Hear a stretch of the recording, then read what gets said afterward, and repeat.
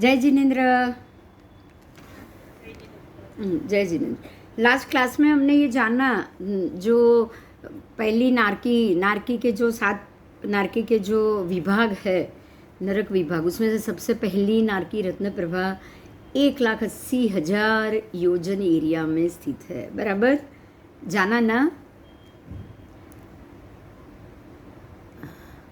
अब ये 1,80,000 योजन, हाँ आवाज नहीं आ रही है। जो 1,80,000 योजन की जो रत्नप्रभा नारक पृथ्वी है, उस नरक पृथ्वी में 8 व्यंतर, 8 वाण व्यंतर और 10 भवनपति देव, इतने देव की स्थिति यहाँ बताई गई है। हमने उनके 8 व्यंतर, 8 वाण व्यंतर और सबके इंद्रों की जो बात है इसमें किसके कितने इंद्र, अब ये टॉपिक आएगा हमारा पढ़ाई में। तो उस हिसाब से अगर हम देखने जाएंगे तो सबके टोटल 64 इंद्र है, चारों निकाय के देवलोक के टोटल कितने हैं? 64 इंद्र। तो यहाँ आपको वाण व्यंतर जो है, आपको यहाँ सबके नाम दिए गए, जो जो इंद्र है, जो जो जिसके भी जो 64 इंद्र है, सबके यहाँ पे नाम आएंगे। हम वहाँ से शुरू करेंगे। जो पहली नरक पृथ्वी के जो पहला खर कांड है, उसमें 1,000 योजन, खर कांड के 16 कांड बताए थे बराबर लास्ट क्लास में। वो 16 एक 1,000 के 16 कांड, टोटल 16,000 कांड। तो उसमें से जो सबसे पहला रत्न कांड था 1,000 योजन का, उसमें ऊपर के 1,000 में से ऊपर के 100 योजन छोड़ो, नीचे के 100 योजन छोड़ो, तो बराबर बीच के टोटल 800 योजन बचेंगे। अब जो ऊपर के 100 योजन है, उसमें भी ऊपर के 10, नीचे के 10 छोड़ो, तो बराबर बीच के 80 योजन आएगा। कितना आएगा? 80 योजन। मतलब अब ये 1,000 का जो खर कांड है, उसमें से ऊपर के 10 योजन छोड़ के तुरंत उसके बाद वाले 80 योजन में 8 प्रकार के वाण व्यंतर देवों का निवास है। किनका है? अब आपको ये समझ में आ गया होगा कि हमारी पृथ्वी से सबसे नज़दीक कौन से देव निकाय आई? वाण व्यंतर की। वाण व्यंतर देवों के निकाय हमारी पृथ्वी से सबसे नज़दीक में आए। तो व्यंतर, वाण व्यंतर देव तुरंत हमारी पृथ्वी पे जल्दी आ सकते हैं, क्योंकि हमारे पृथ्वी के नीचे अगर किसी का भी वास होगा सबसे पहले, तो चाहे ये पहली रत्नप्रभा नारकी है, लेकिन वहाँ रहते हैं कौन? सबसे पहले कौन रहेगा? वाण व्यंतर देव। वो भी 8 पहले 10 योजन छोड़ के बाद के 10 योजन में एक वाण व्यंतर, फिर दूसरा, तीसरा, ऐसे 8, और बाकी के 10 योजन छोड़ के टोटल 100 योजन में, पहले 100 योजन के बीच के 80 योजन में 8 प्रकार के वाण व्यंतर देवों का निवास स्थान है। उनके नाम यहाँ बताए गए हैं। अणपन्नी वाण व्यंतर जो सबसे पहले हैं, उनका नाम है अणपन्नी। वहाँ पे वो, उसमें भी दक्षिण उत्तर 2 भाग आएंगे ना। जम्बू द्वीप की गोलाई के हिसाब से अगर आप देखने जाओ, सारे द्वीप समुद्र गोल है, 2.5 द्वीप, और उसमें से हमारे जैसे दक्षिण में भरत क्षेत्र है और उत्तर में ऐरावत क्षेत्र है कि नहीं? तो ऐसे ही देवलोक, यहाँ जो वाण व्यंतर का स्थान है ना, वो भी पहली प्रतर के पहले 10 योजन में दक्षिण भाग का जो इंद्र है, उसका नाम है सन्नी। तो जो दक्षिण के इंद्र जो सबसे पहले वाण व्यंतर है, उसका नाम है दक्षिण विभाग, मतलब भरत क्षेत्र के ऊपर। मैं पहले भरत क्षेत्र के ऊपर के 8 वाण व्यंतर के नाम बोल रही हूँ। पहले हैं सन्निहित इंद्र, दूसरा है धाता इंद्र, तीसरा ऋषि इंद्र, चौथा ईश्वर इंद्र, 5वां सुवत्स इंद्र, 6ठा हास्य इंद्र, 7वां श्रेयांस इंद्र, 8वां है पतंग इंद्र। ये सारे वाण व्यंतर के इंद्र हुए। और जो उत्तर विभाग में, जो ऐरावत क्षेत्र के ऊपर के भाग में है, उनके नाम है सामानिक इंद्र, विधाता इंद्र, ऋषि पालित इंद्र, महेश्वर इंद्र, विशाल इंद्र, हास्यरथी इंद्र, महाश्रेयांश इंद्र और पतंगपति इंद्र। तो इस प्रकार से हमारे उत्तर में और दक्षिण में दोनों तरफ ये वाण व्यंतर देवों के इंद्रों के नाम यहाँ बताए गए। इसके वर्ण चिन्ह, इनकी अग्रमहिषी, इनके सामानिक देव, पर्षदा, कटक, आत्मरक्षक, ये सारे 8 व्यंतर देव की तरह ही होते हैं। और 8 जाति के वाण व्यंतर देव पूर्व जन्म में, ध्यान दीजिएगा मैं कुछ बोल रही हूँ उस पर ध्यान दीजिएगा, पूर्व जन्म में उन लोगों ने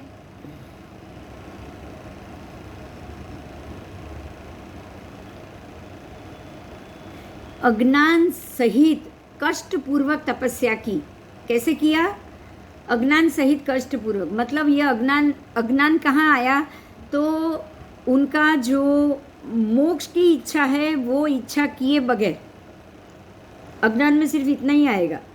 ऐसा नहीं है कि अज्ञानी मतलब वो जैन नहीं थे, जैन में भी ऐसा होता है। उनका पूरा फोकस जो है वो तपस्या करने में, मैंने कुछ किया है, मैंने कुछ किया है, मैं ये करूँ तो मेरा नाम हो। कोई नाम के कारण कर रहा है, कोई देव भव के कारण कर रहा है, और कोई नरक में नहीं जाने के लिए कर रहा है। मेरी बात समझ में आई? अगर आपको तप करना है और ये सोच के करना है कि मैं अगले जो काल है, छठा काल, उसमें मैं वापस ये जन्म मनुष्य लेके छठे आरंभ में जन्म लेना नहीं चाहती हूँ, ये सोच के भी अगर आपने तप किया ना, तो आप ये ज़रूर समझिएगा कि ये बिल्कुल अज्ञान सहित। सिर्फ एक ही ज्ञान है, कर्म की निर्जरा।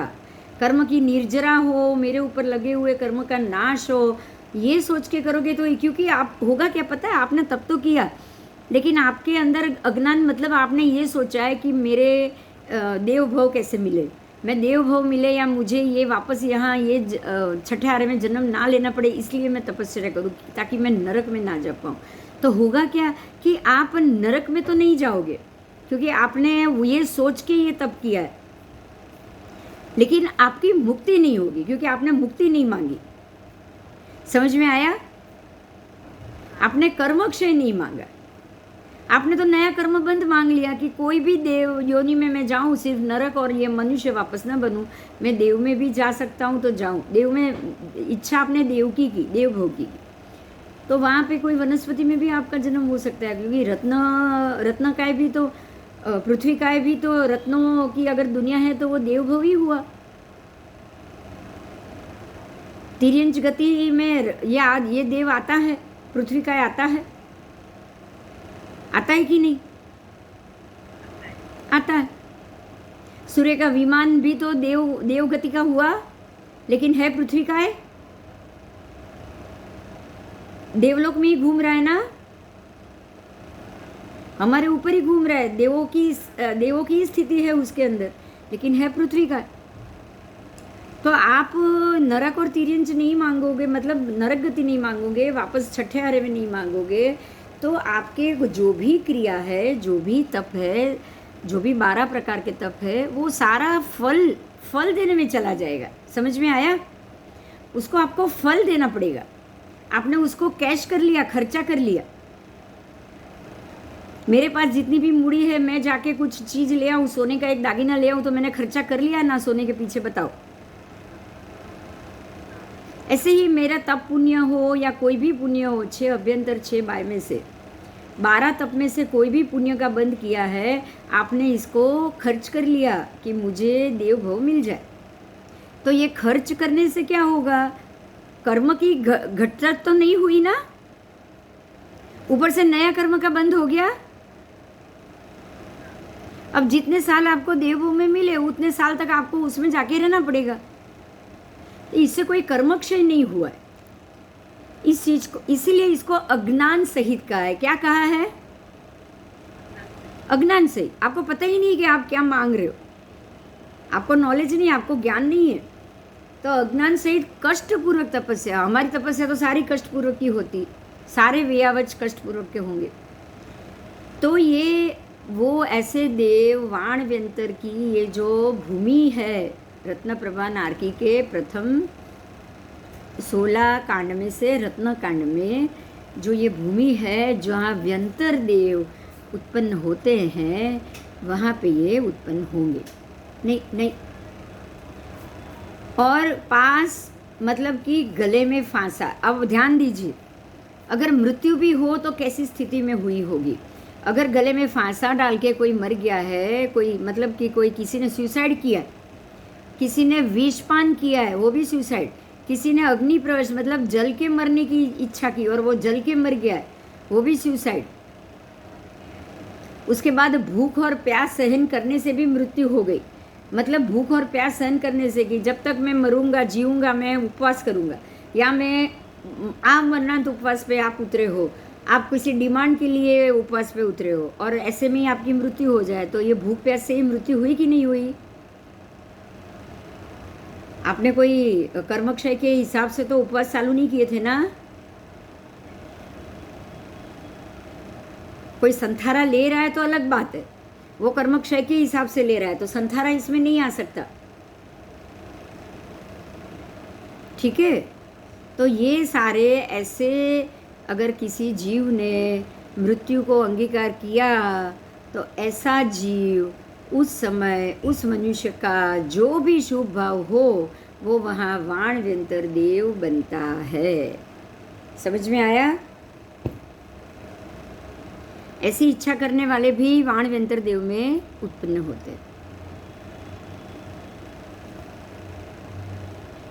इन देवों की जातियों में जिनका आयुष्य उत्कृष्ट होता है वो 4 मुहूर्त में श्वासोच्छ्वास लेते हैं और 4 दिन बाद उनको भूख लगती है। समझ में आया?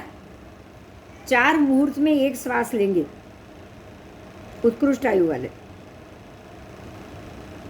अब आप ये सोचो कि आपकी आयुष्य जितनी भी लिखी है, आप 4 मुहूर्त में एक श्वास लोगे तो लंबे समय आपकी पूरी आयु चलेगी। अगर आपने 3 मुहूर्त में एक श्वास लिए तो कम हो जाएगी उतनी ही आयु होने के बावजूद, और अगर आप एक ही मुहूर्त में श्वासोच्छ्वास लेंगे तो और कम हो जाएगी ना। मतलब देवलोक में भी नियत आयु लिखी है, लेकिन वो टिकी किसके ऊपर है?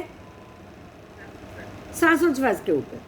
आपने जितना जल्दी श्वास लेके खत्म कर दिया आप वहां से जल्दी छूटोगे। तो वहां भी आपने उत्कृष्ट तो दे दिया, लेकिन जघन्य मुहूर्त भी आपकी हो सकती है। आहार की इच्छा होते ही जब 4 दिन में एक बार आहार की इच्छा होगी तो खाली संकल्प करने से ही सार पुद्गल इनके सर्व अंगों में व्याप्त हो जाता है। अगर वो संकल्प करेंगे कि मुझे भूख लगी है तो पूरा हम खाने के बाद जब हमारा पेट भर जाता है ना, ऐसा ही तृप्ति का एहसास उनको तुरंत हो जाता है सोचते ही। मतलब उनको खाने बैठने की ज़रूरत नहीं पड़ती, ना उनको खाने बैठना है, ना यूरिन टॉयलेट होगा, कुछ नहीं होगा। शरीर तो है ही नहीं। समझ में आया? नहाना धोना खाना पीना टॉयलेट बाथरूम कुछ नहीं होता है उनको, खाली इच्छा कर ली पेट भर गया। लेकिन 4 दिन में पेट भरने के लिए एक बार इच्छा उनको जरूर करनी पड़ती।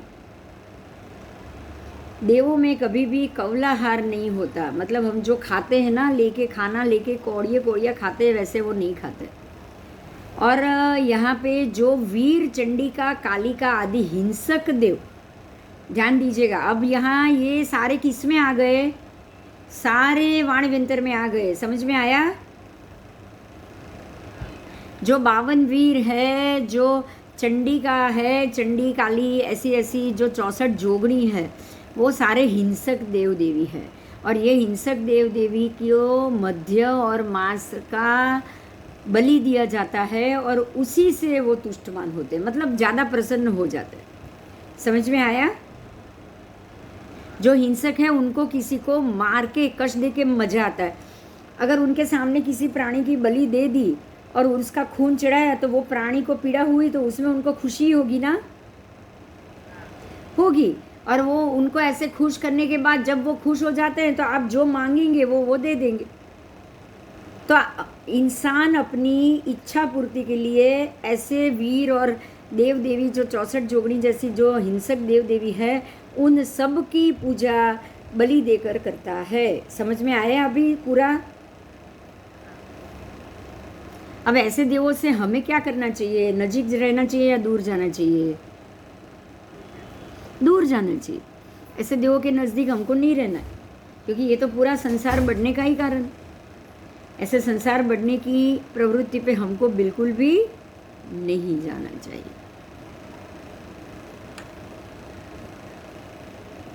वो उनका आहार नहीं करते लेकिन सिर्फ खुश होते हैं। एक और यहाँ पे ध्यान दो बात पे, उनको ये जब बलि दे दी तो क्या वो बलि या का खून या मांस या जानवर का वो खाएंगे क्या? नहीं, लेकिन खून निकला हुआ देख के वो खुश हो जाते। उनके ऊपर वो खून के छींटे फीके जाते हैं उनकी मूर्ति के ऊपर, और प्राण प्रतिष्ठा की है तो वहाँ उनकी कहीं ना कहीं हाजिरी रहेगी, तो ये देखकर वो खुश हो जाते। और वो खुश होने के कारण वो लोग, आप जो मांगोगे वो चीज़ वो देते जाएंगे। समझ में आया? हाँ, वो कोई उनका आहार नहीं करने दे। देखो यहाँ पे पिक्चर दिया है, देखो आपको क्लियर लग रहा है? देखो ध्यान दो। पिक्चर उर्दू से। हाँ, पर तो फिर भी आप देखो, क्योंकि मैं सीधा करने गई पहले भी लेकिन हुआ नहीं, पूरा घूम जाता है। आप और 5 मिनट बिगड़ेगा। हाँ ठीक है, ठीक है। आओ देखो, ऊपर मेरू पर्वत है, उसके बाद जो हमने जो नीचे के 100 योजन है ना, ये मेरू पर्वत के नीचे के बाद ये असंख्य द्वीप समुद्र, और बराबर उसके जो नीचे का एरिया है अवकाश अंतर आएगा असंख्य योजन तक। असंख्य योजन यानी कि आधा राज, अर्धराज, वहाँ तक ये पूरा हमारे तिर्यक लोक के नीचे क्या आएगा? अवकाश अंतर। उसके बाद क्या आएगा? 6.5 योजन का घनवात, बराबर। उसके बाद 4 योजन का तनवात, और उसके बाद 1.5 योजन का घनोदधि। क्लियर हुआ? हाँ, ये पढ़ आने के बाद ये रत्नप्रभा नारकी शुरू होगी। ये 3 पढ़ आने के बाद असंख्यात योजन अवकाशांतर, 6 योजन का घनोदधि, 6 या 6.5 योजन का, फिर 4.5 योजन का घनवात और 1.5 योजन का घनोदधि, और उसके बाद ये होगी 10 योजन छोड़ने के बाद 10 योजन। अब रत्नप्रभा नारकी शुरू हो गई। पहले 10 योजन छोड़ने के बाद जो सबसे पहला पिंड आएगा 1 नंबर का, वो वाणव्यंतर का पहले वाणव्यंतर, दूसरा है वो दूसरे वाणव्यंतर, तीसरा है वो तीसरा, मतलब 10 योजन 10 योजन 10 योजन 10, चौथे में 10 योजन में चौथा वाणव्यंतर, 5वें में 5वां वाणव्यंतर, छठे के 10 योजन में छठा, 7वें के 10 योजन में 7वां, 8वें के 10 योजन में 8वां। और उसके बाद आया फिर से 10 योजन की भूमि छोड़नी है, और उसके बाद आप ये 1000 योजन का में से ये 100 योजन का पिंड खत्म हो जाएगा। समझ में आया? हाँ, ये पूरा 100 योजन का पिंड है, उसमें ये खत्म हो गया। अब आप ध्यान दो कि उत्तर में है 8 उत्तर के इसके इंद्र, और पीछे दक्षिण भाग में यहाँ के दक्षिण भाग में उत्तर पीछे जाएगा, दक्षिण या असंख्य द्वीप समुद्र इस तरफ आएगा। यहाँ आएंगे दक्षिण के 8 वाणव्यंतर, और उत्तर में होंगे उत्तर के 8 वाणव्यंतर। क्लियर हुआ? हाँ, चलो बहुत अच्छा। आओ अभी आगे जाएंगे, इसी में ये रहेंगे। तो ये 100 योजन, देखो यहाँ लिखा है शून्य पिंड 100 योजन।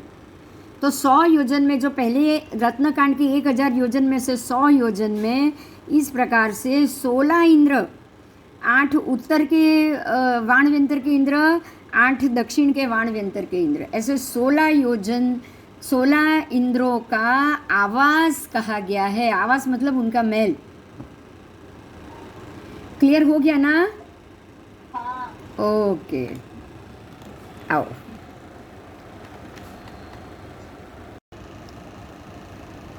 चलो अभी आगे जाएंगे। अब इनकी अग्रम महिषियों का नाम दिया गया है कि जो 8 जो वाणव्यंतर है उनकी अग्रम महिषियाँ कौन कौन? हर एक की 4 अग्रम महिषी। कितनी? कोई भी देव होंगे, इंद्र होंगे, आपने पीछाचार्य जो 8 इंद्र देखे, उनके दक्षिण इंद्र के 8 और उत्तरेंद्र 8, ऐसे 16 इंद्र हो गए, उत्तर दक्षिण दोनों के मिलके 16 महाबलिष्ठ महाबलवान इंद्र बताए हैं। उनके अत्यंत समृद्धशाली, सुखी, संपूर्ण उत्साही, अपूर्व सामर्थ्य शक्ति वाले वो कहे जाते हैं। जिस तरह पृथ्वी लोक के राजाओं की रानियां होती है, उसी तरह इसी इंद्रों की हर एक की 4 4 रानी, कितनी? चार 4 4 मुख्य रानी, 4 मुख्य रानी। अब 4 की और 4 4 हजार होगी आगे, लेकिन उनकी सारी दासी कहो या कुछ भी कहो, लेकिन मुख्य पटरानी इनकी कितनी होगी? 4। उनको अग्रमहिषी कहा जाता है। आओ इसके नाम में बोलती हुई, उसमें सबसे पहले पिशाच इंद्र की 4 अग्रमहिषी, कमला, कमलप्रभा, उत्पला, सुदर्शना। फिर भूत इंद्र की 4 अग्रमहिषी, रूपवती, बहुरूपा, सुरूपा, सुभगा। उसके बाद यक्ष इंद्र, वाणवेंतर इंद्र की 4 अग्रमहिषी, पूर्णा, बहुपुत्रिका, उत्तमा, तारका। उसके बाद राक्षस इंद्र की 4 अग्रमहिषी, पद्मा, वसुमती, कणका, कनकप्रभा। उसके बाद किन्नर इंद्र की 4 अग्रमहिषी, वसंतिका, केतुमती, रतिसेना और रतिप्रिया। फिर किम पुरुष इंद्र की 4, वाणव्यंतर इंद्र की 4 अग्रमहिषी, रोहिणी, नवमिका, रीम, पुष्पवती। फिर महोरग वाणव्यंतर इंद्र की 4 अग्रमहिषी, भुजगा, भुजगावती, महाकच्छा, स्फुटा। उसके बाद गंधर्व इंद्र की 4 अग्रमहिषी, सुघोषा, विमला, सुसरा, सरस्वती। समझ में आ गया? मैं नाम इसलिए बोली कि ताकि आपको ये रिकॉर्डिंग में रिकॉर्ड हो जाए, ठीक है? हाँ हाँ, आपके लिए इजी हो जाए। अगर बुक हाथ में नहीं हो और अगर सीधा ये खोल के भी देखना है तो आप देख पाओ, इसलिए मैंने आप सबको इसके नाम बता दिए। आओ,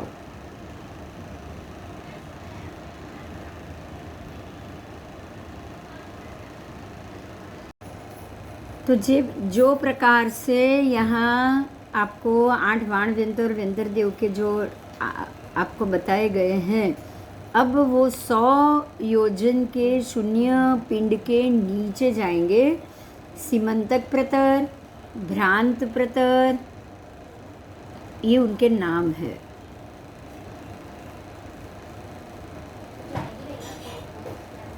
योजन वाणव्यंतर देवों के आवास को छोड़ने के बाद अब यहाँ भवनपति देवों के आवास शुरू हो रहे।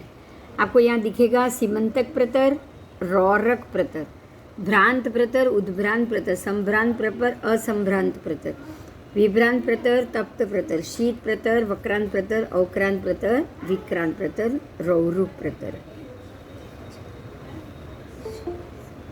ये 7 और 7 14 प्रकार के प्रतर हुए।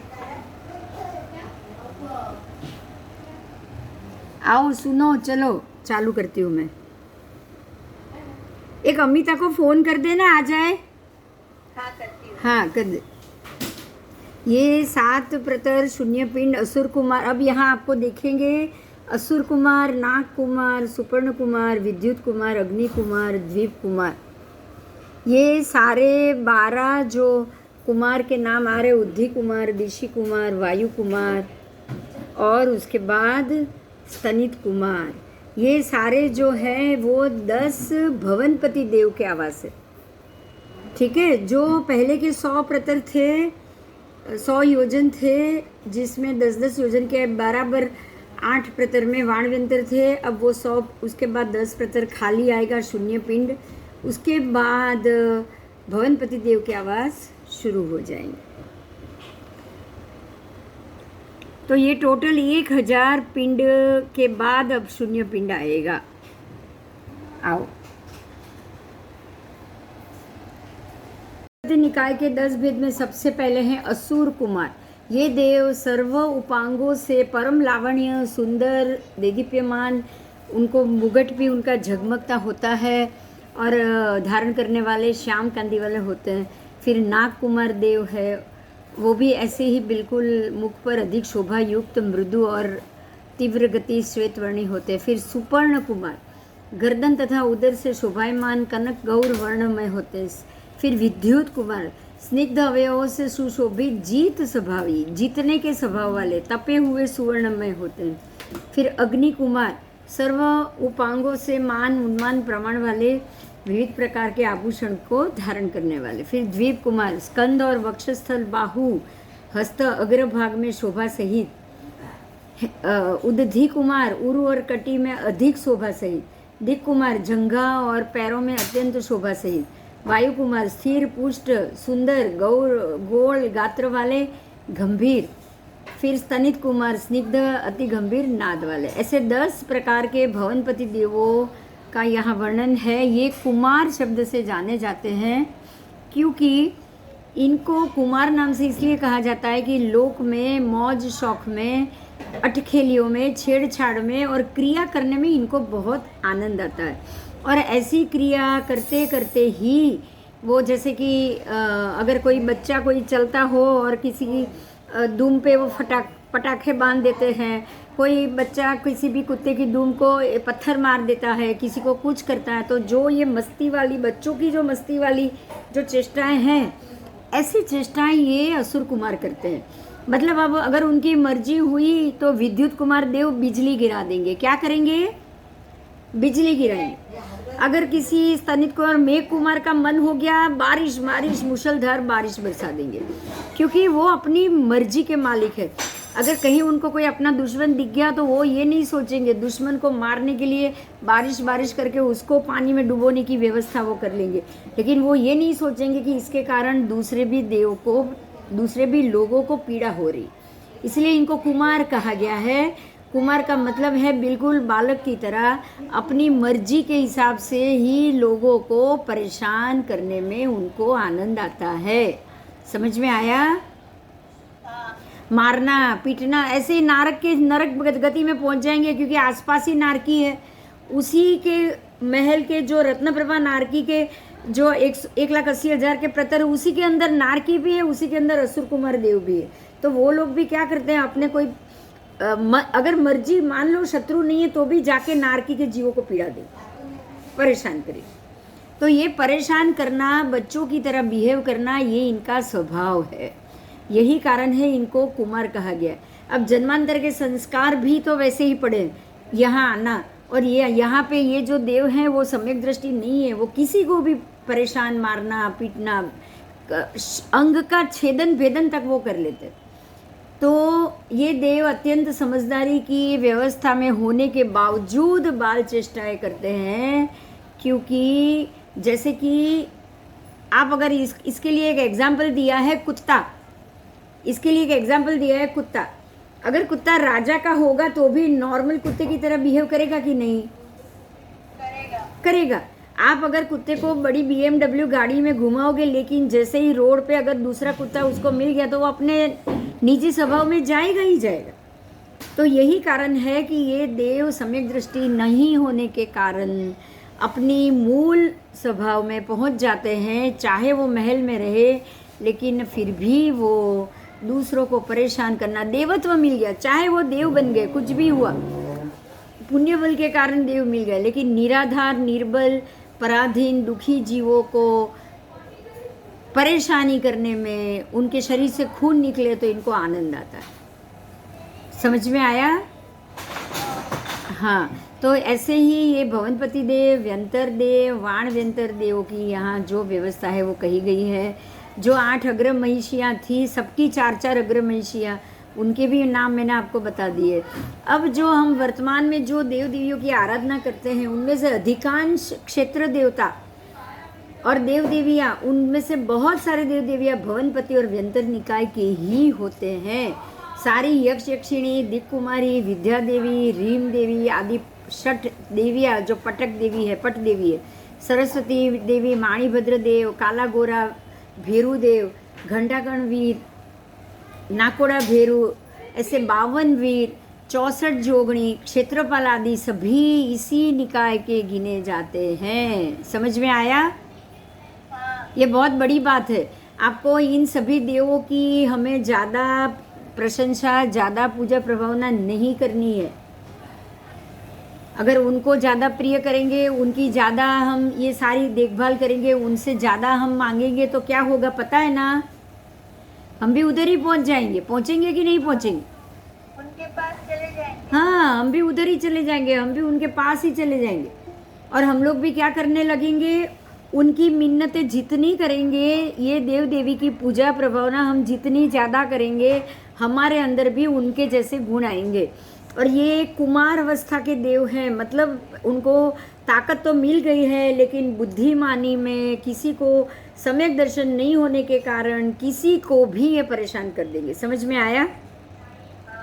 किसी को भी ये तकलीफ दे देगी। जब मर्जी पड़ी बारिश गिरा दी, जब मर्जी पड़ी बिजली के कड़ाके। आप ये ध्यान रखना, जब भी बारिश होगी, जब भी बिजली के बिना मौसम भी बारिश होती है कि नहीं होती है? होती है। कोई गर्मी नहीं है, कोई बादल नहीं बने और अचानक बारिश, ऐसे तो नहीं होगी ना, ऐसे तो नहीं हो सकती।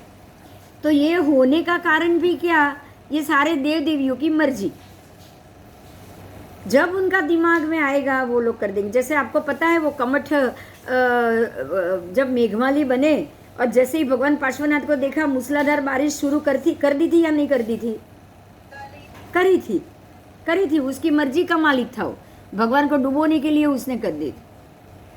अब मैं यहाँ इनके नाम पढ़ रही हूँ, ध्यान दीजिए। आपने जो सरस्वती देवी और जो उनका सबका नाम तो सुना, लेकिन और जो 52 वीर, एक बात पे ध्यान दो, ये जो वीर है उनकी पूजा प्रभावना, उनकी प्रतिष्ठा कोई भी मंदिर की प्राण प्रतिष्ठा के वक्त की जाती है।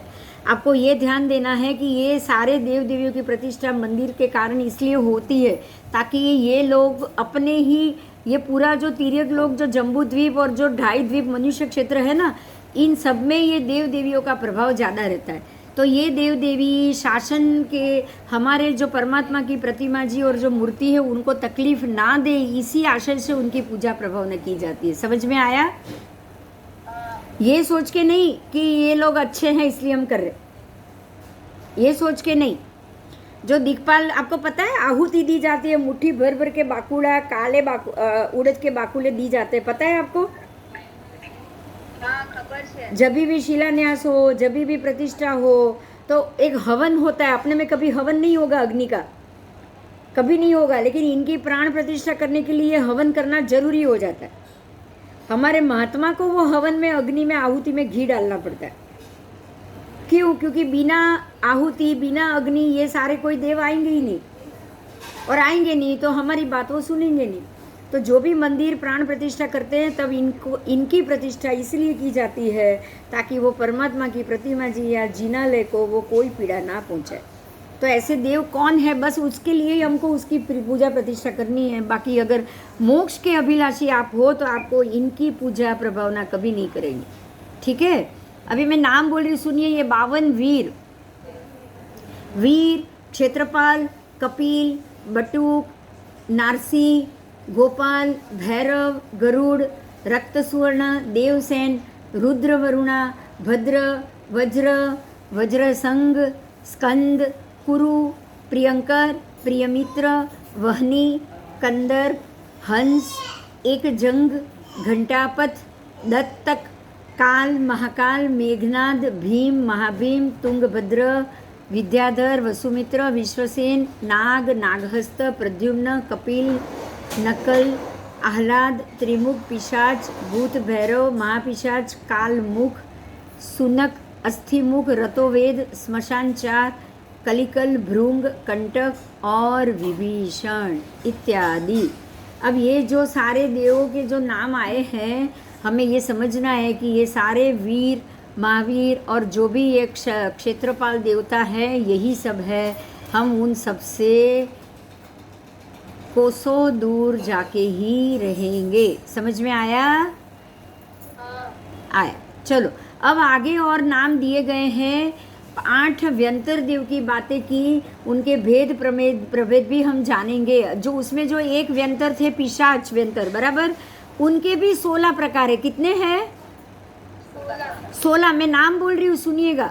कुष्मांड, पटक, जोश, अहनिक, काल, चौक्ष, अचौक्ष, महाकाल, वन पिशाच, तृष्णिक, तालमुखर, देह, विदेह, महादेव, पिशाच, अधस्तारक। ये जो 16 है उसमें से आप जानते हो, महादेव को जानते हो, पिशाच को जानते हो, महाकाल को जानते हो, काल को जानते हो। ये सब जानते हो कि नहीं जानते हो? बोलो। जानते हैं। तो ये सारे व्यंतर देव जो हैं वो पिशाच कोटि के हुए। अब भूत व्यंतर के 9 प्रकार हैं। भूत व्यंतर के मैं उसके नाम बोल रही हूँ। सूक्ष्म, प्रतिरूप, अतिरूप, भूतोत्तम, स्कंदिक, काक्ष, महावेग, महास्कंदिक, आकाशक, प्रतिच्छन्न, सुंदर आकृति उत्तम रूप वाले वे सब विविध प्रकार के विलेपन करेंगे। कोई सफ़ेद रंग का, कोई काले रंग का, कोई ग्रे कलर का, कोई लाल रंग का, ऐसे ऐसे अपने चेहरे व शरीर पे वो ये लोग विलेपन करके रहते हैं। ठीक है। उसके बाद यक्ष के 13 प्रकार। यक्ष तो आपको मालूम ही है, हम लोग जो माणिभद्र देव जो बोलते हैं ना यक्ष, इनका भी इसमें नाम आएगा, ध्यान दीजिएगा। यक्ष के 13 प्रकार पूर्णभद्र, माणिभद्र, श्वेतभद्र, हरिभद्र, सुमतभद्र, व्यतिपाक भद्र, सर्वतोभद्र, सुभद्र, यक्षोत्तम, रूप यक्ष, धनाहार, धनातिप और मनुष्य यक्ष। इनका शरीर मान उन्मान प्रमाण वाले हैं। हाथ पैर के तलवे, जीभ, नाखून सारे लाल वर्ण के होते हैं। इनके मस्तक पे मुकुट और अंगों पे विविध आभूषण भी होते हैं। ये स्वभाव से गंभीर, मनोहर और दर्शनीय होते हैं। अब समझ में आ गया, जो यक्ष की जो प्रतिष्ठा होती है वो किस लिए होती है? आपको ये यक्ष जो है व्यंतर दूसरे व्यंतरों की पीड़ा से बचाए, उसके लिए आप उनकी प्राण प्रतिष्ठा करते हो। ठीक है। हाँ, आओ अब राक्षस के 7 प्रकार। उनके नाम है विघ्न, भीम, महाभीम, राक्षस राक्षस, विनायक, ब्रह्म राक्षस, जल राक्षस। ये सातों के सातों विकराल, लटकते हुए होठ वाले, स्वर्ण के आभरण पहनने वाले होते हैं। अब किन्नर के 10 प्रकार। किन्नर व्यंतर। किन्नर रूपशाली, हृदय संगम, रतिप्रिय, रतिश्रेष्ठ, किम पुरुष, मनोरम, अनिंदित, किम पुरुषोत्तम और किन्नर उत्तम। इन सबके 10 के मुख अधिक सौंदर्यवान है और तेज से जलहड़ते मुगट भी धारण करते हैं। अब किम पुरुष के 10 प्रकार। अब किम पुरुष व्यंतर देव हैं, उनके बताए गए हैं सत्पुरुष, पुरुषोत्तम, यशस्वान, महादेव, मरुत, मेरुप्रभ, महापुरुष, अतिपुरुष, पुरुष, पुरुष ऋषभ। ये देव अति रूपवान, हाथ और मुख मनोहर, रम्य दृष्टि वाले होते हैं। विविध प्रकार की पुष्पों की माला धारण करते हैं और अंग में विलेपन करते रहते हैं। अब आए महोरग व्यंतर। महोरग के 10 प्रकार। महोरग का सबसे पहले मतलब समझिए, महोरग एक सर्प योनि है। बहुत बड़े सर्प के देव मिलेंगे वहाँ। आपको पता है ना, तक्षक देव, तक्षक नाग के देव का क्या नाम है? जैसे धर्मेंद्र देव है कि नहीं, ऐसे ही तक्षक देव, उनके भी नाम है। तो महोरग सर्प की ही जाति है। मैं नाम बोल रही हूँ, ध्यान से सुनिए। यहाँ जो नाम है वो है भुजग। भुजग का मतलब ही भुजंग सर्प हुआ ना। फिर भोगशाली सर्प, फिर महाकाय जिसका शरीर बहुत बड़ा है, एनकोंडा। आज हम उसको अतिकाय, अतिकाय को एनाकोंडा बोलोगे, महाकाय को अजगर बोलोगे, भास्वंत, फिर स्कंदशाली, उसके बाद महेश्वक्ष, मेरुकांत, मयवेग और महोरम। ये सभी देव महावेग वाले बड़े शरीर को धारण करते हैं और शरीर पर चित्र विचित्र आभूषण भी धारण करते हैं। फिर गंधर्व व्यंतर के 12 प्रकार। हाहा, हुहू, तुमरू। अब हाहा हुहू डांस की प्रक्रिया मालूम है? ये सारे वादी होते हैं। गंधर्व मतलब म्यूजिक बजाने वाले। तो हाहा भी एक प्रकार का वाद्य है, हुहू भी वाद्य है, जिसमें से ऐसा आवाज आता है। तुमरू, नारद, ऋषिवादक, भूतवादक, कदम्ब, महाकदम्ब, रैवत, विश्वासु, गीत रति और सदगीत यश। आपने इसमें 3 नाम सुने। एक तो गीत रति जो गीत प्रिय है, नारद सुना है कि नहीं सुना है? नारद मुनि, जो नारद मुनि थे वो गंधर्व देव थे, गंधर्व व्यंतर थे, तभी तो वो जहाँ मन चाहे पहुँच जाते थे। पहुँचते थे कि नहीं पहुँचते थे? पहुँचते थे। और उनको वो तंबूरा लेके ही घूमते थे ना। हाँ, बोलते रहते थे। तो ये भी एक व्यंतर देव। देखो, उन्होंने कभी भी शांति रखी है? नहीं। किसी ना किसी की लड़ाई कराई है कि नहीं कराई? बहुत कराई है। तो ये सारे ऐसे होते हैं कि किसी को परेशान करके भाग जाएंगे वहाँ से। फिर चाहे झगड़ा हो, कुछ भी हो, ये खुश होते हैं उससे। होते हैं ना, ये खुश होते हैं। हम ऐसा कोई बोलेगा ना, किसी को परेशान करेगा ना, तो हम उसको भी नाम, अपने लोगों में भी हम उसको नारद मुनि के नाम से बुलाते हैं। पता है ना, ये बिल्कुल नारद मुनि है ऐसा। ठीक है। ये देवों का स्वर बहुत मधुर होता है, प्रिय दर्शनी, उत्तम रूप वाले होते हैं और 87 प्रकार के जाति प्रभेद से व्यंतर देव हुए। आपको यहाँ 8 देव के अलग अलग प्रकार, कुल मिला के 87 प्रकार। कितने हुए व्यंतर देव के प्रकार? 87 87 24 तीर्थंकरों के यक्ष यक्षिणियों को भी यक्ष निकाय की ही व्यंतर जाति के मान्य है, जो हमारे 24 तीर्थंकर के यक्ष यक्षिणी है वो। फिर सरस्वती देवी जो गीत रति इंद्र की अग्रमयी मुख्य पटरानी है। जो सरस्वती देवी है कौन है? इंद्र की मुख्य गीत रति इंद्र। गीत रति मतलब ये भी व्यंतर इंद्र है। कौन है? व्यंतरी व्यंतर इंद्र है, उसकी पटरानी है सरस्वती देवी, व्यंतर इंद्र की पटरानी।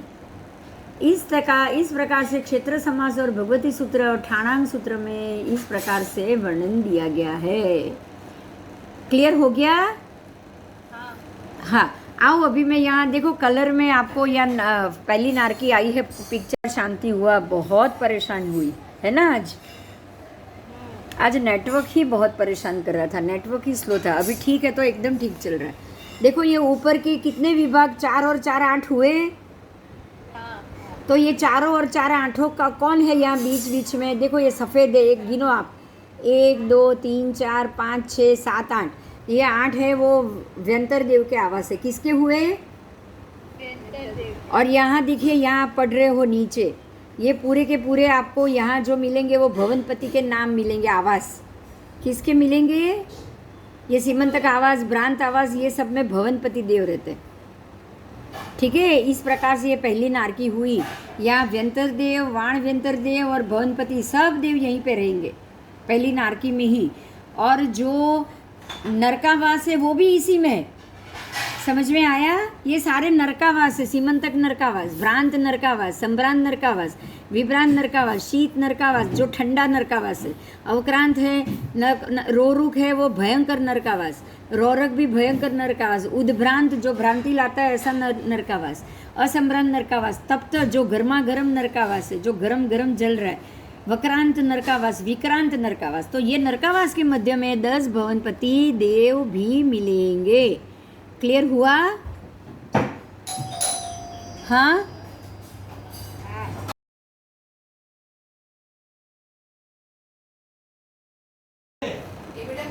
हमारे सामने 10 भवनपति देव हैं, उनकी पूरी स्थिति है। मैं ये रिकॉर्डिंग में ले रही हूँ, आपके पास सामने पेज भी दिख रहा है, आपको बुक में मिल जाएगा, क्योंकि ये बहुत ज़्यादा डिटेल है, इसको मैं सारा बोल के नहीं बता पाऊँगी। ठीक है?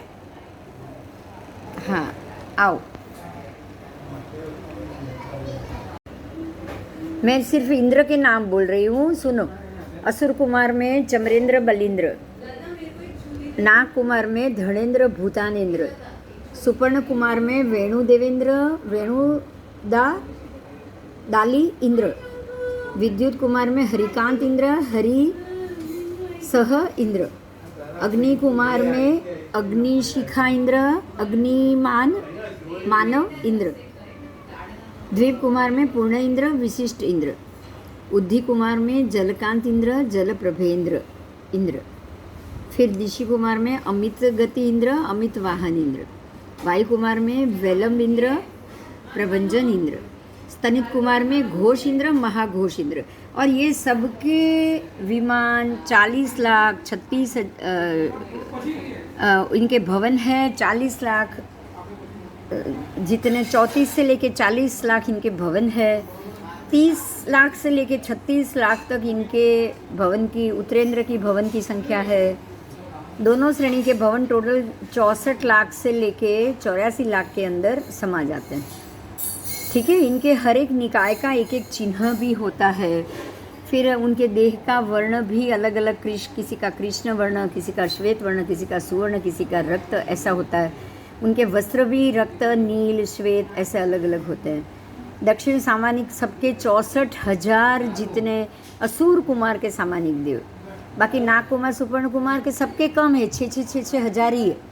और उत्तर के इंद्र के जो असुर कुमार है पहले, उनके सामानिक देव है 60,000 और बाकी सारे 6 हज़ार। बस पहले ही ज़्यादा है असुर कुमार के ही, बाकी सबके कम है। उसके बाद दक्षिण इंद्र के आत्मरक्षक देव भी उसी हिसाब से 4 गुना आपको जानना है। ठीक है, जितने सामानिक देव है उससे 4 गुना उनके आत्मरक्षक देव होंगे। और ये सारा जीव समास, बृहत संग्रहणी, तत्वार्थ सूत्र, पन्नवना सूत्र, ठाणांग सूत्र, उत्तराध्ययन सूत्र, ठाणांग सूत्र, इनमें सब में से ये लिया गया है। आपको यहाँ जो पिक्चर दिख रहा है अब उस पर ध्यान दीजिए। देखिए रत्न प्रभा, नरक पृथ्वी, ऊपर के तिर्यक लोक के प्रमाण से ही आप नीचे उतरोगे। तिर्यक लोक जितना एक रज्जू चौड़ा है, आपको ये पिक्चर में दिख रहा है, यहाँ से लेके यहाँ तक एक रज्जू चौड़ा। देखो कर्सर में घुमा रही हूँ, दिख रहा है? दिख रहा है? हाँ, નથી देखा तू? अच्छा, जो हवे हाँ ठीक है, यहाँ से लेके ये यहाँ तक एक राजलोक, ठीक है। और एक राज ऊपर भी तिर्यक लोक भी हुआ, एक राज नीचे नरक पृथ्वी भी हुआ। और इसके 3 भाग हुए। पहला कांड है खरकांड, दूसरा है पंख बहुल कांड, तीसरा है अब बहुल कांड। ये रत्नप्रभा नारकी 3 कांड में इस प्रकार से विभाजित है, ठीक है। आओ,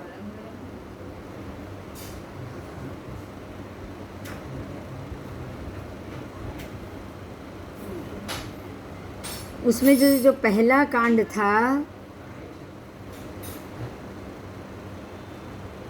वो 16,000 योजन का सिर्फ।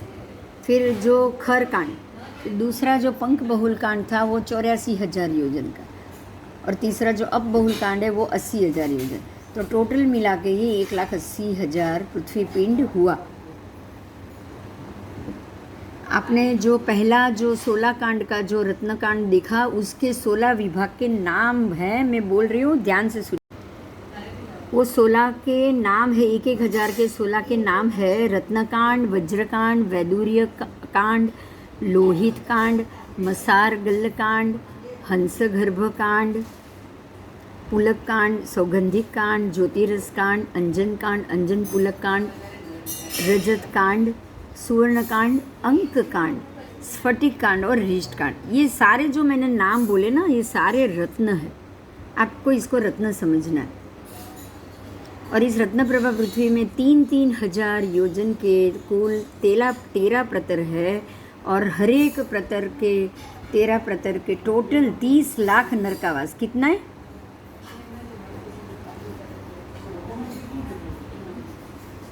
30 लाख नरकावास।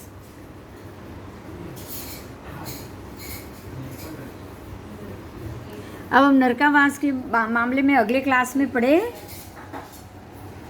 क्योंकि वो डिटेल से करेंगे। अभी तक तो हमने देवों की स्थिति जानी, अब हमें नरक की स्थिति जाननी है। क्योंकि रत्नप्रभा नारकी है तो कौन से नरक में कौन से देव हैं और वो कौन से नरक के जीव को क्या पीड़ा देते हैं, वो तो जानना ही पड़ेगा ना,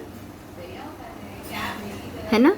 तो वो हम अगले क्लास में पूरी डिटेल से करेंगे। अगला क्लास पूरा नरकावास के ऊपर जाएगा, ठीक है। आज भवनपति, व्यंतर और असुकुमार के मामले में जाना ना, अगले क्लास में हम नरकावास के लिए जाएंगे। ओके, तो अभी मैं रजा ले रही हूँ। जय जिनेंद्र, जय जिनेंद्र, जय जिनेंद्र।